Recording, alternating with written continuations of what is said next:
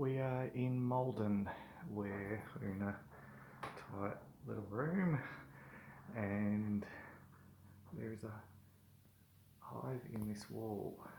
They believe it moved in a week ago, but it's awfully big for a fresh swarm. They did have a hive here a couple of years ago they thought was in the roof, chimney, this chimney, and someone came along and poisoned it. But my suspicion is it was actually in the wall, and the new swarms come in and taken over the old acreage.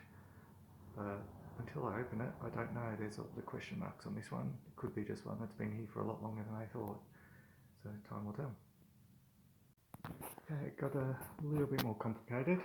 The plaster has been put over the top of plywood, so it's not asbestos. You can actually see the chips of timber.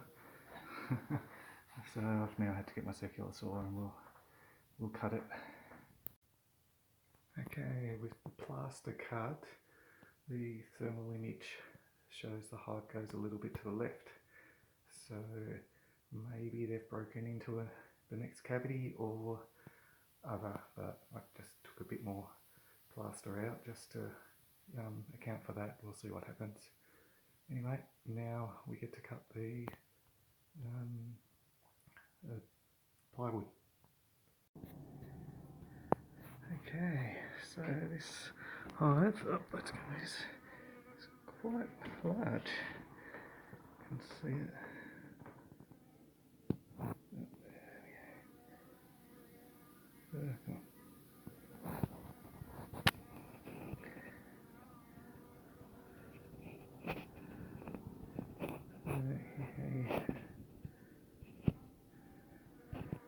Okay, so let's pull the boards off and see what we got. There we go. The hive goes up, but that hive's definitely been there a lot longer than a few weeks or a week. It's been here for quite some time. Okay, so now we'll start framing up the comb and catch the queen. The hive goes, the cavity goes a fair whack down the wall, so I've shoved rags in there so that if bees drop off they don't fall all the way down the cavity.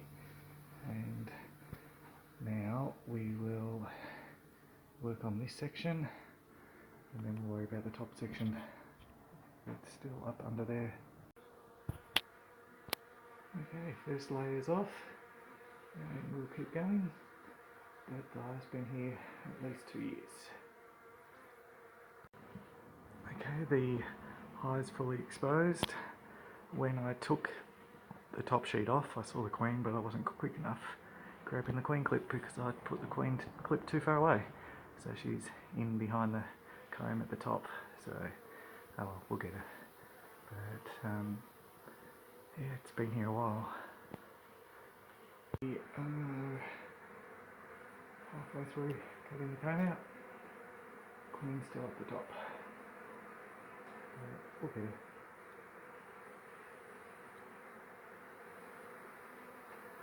We have 6 frames of brood and resources so far. Okay, we have 8 frames of resources. Got everything out. Queenie's running to the cavity to the right where there's a gap in weatherboards to allow her into that cavity. So we'll be back now, get most of the bees into the box and all the ones that are over there as well. I'll add a box of that, of course, otherwise there won't be room.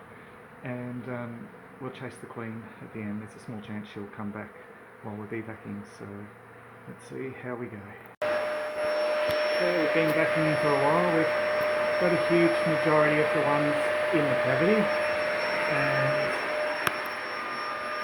most of the ones on the window, but I'm just going to go get the thermal camera because Queen's in this right hand section, so we'll just see where she is and work out if we use honeybee gone or do another cut. we'll see what happens. Okay, we're nearing the end. I didn't cut a hole there. The honeybee gone got them out of there, but it sent them into the roof. So I took some boards off from the outside, sprayed some more honeybee gone into the roof, and they came out of the roof, and I had the vacuum out there with me, and I vacuumed queen into the box because I was over chasing her by that stage. Anyway, there's not many left. Just waiting a little bit for a few more of the foragers to come back, then I'll put the boards back on, fill the cavity, and we'll be done. Okay, so the cavity is now full, and I'm not seeing any bees. I think there was one on the window that, two on the window that three, golly, they're appearing from everywhere, that I missed, but can't be helped. It's, we couldn't get everything out of here, and so we're going to have a couple of bees